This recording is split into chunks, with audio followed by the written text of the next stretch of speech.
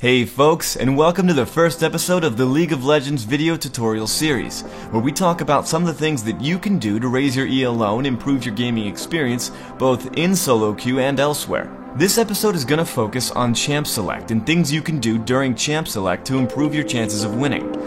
Next time we're going to talk about preparation for the actual game, then we're going to talk about early game, we'll do an episode on mechanics, then one on team fights, late game, and finally, morale and how you can control it. So the first thing to talk about is Flavor of the Month. We're going to talk about why it exists, what it means to you, and how you can use it to your advantage. There have always been champions that have seemed stronger than the others. Look at early Twisted Fate, Karthus, Shen, Soraka, and Morgana. When bans were first introduced to League, these champions and a few others were more often than not the targets. And through a combination of Riot stepping in and trying to nerf or buff champions as needed, and players learning how to play against these strengths, we got a changing meta. And this cycle has continued ever since, and sometimes a streamer will play a champion that no one has seen for a while, and they'll do such an amazing job that Riot will realize that, oh man, we goofed up. All over the place, just ripping it apart, and that is a triple kill for boy.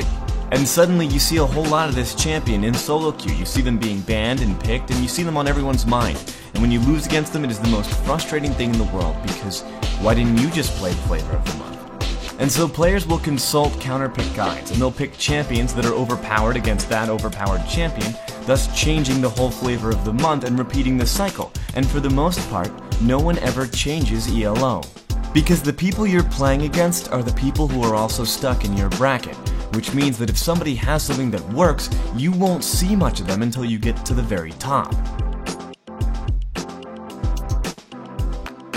And that's the secret. The best way to do well in solo queue is to have a strategy that others can't predict. Maybe they don't know your champion as well as they might. Maybe they don't know your build. Maybe they have no idea what you're going to do against them.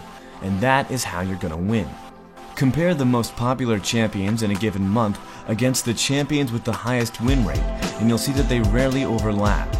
And it's because while everybody else in gold and silver and bronze is trying to learn how to play Rengar because Rengar is strong right now, the guy who's really familiar with a few champions is going to know their matchups. And knowing the matchup is the absolute best way you can get an advantage before you even start the game.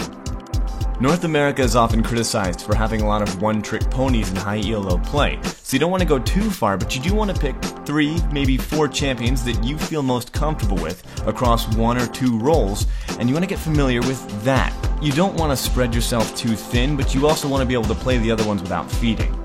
This way you're still safe, just in case your champions get banned out, they get picked, or if someone on your team is very insistent that they get to play mid or top or whatever role they really want. So, knowing your soft counters isn't actually that big of a deal. You don't want to play a Garen against a Teemo, but if there's a Renekton on the other team, and the internet is telling you not to play Garen against him, you probably shouldn't worry about it, because a lot of the counters and what they take into consideration deal with high-level mechanics and high-level play, and they're not the kind of things that a gold player is going to do against you. And if you don't have the option to counterpick, feel free to ban your hardest counter. They may not see it at the time, but you're doing them a favor. So that guy on your team who's playing an underpowered character or a build you've never seen before who insists it's going to work out might actually be your ticket to a free win. This is the Bloody August saying good luck.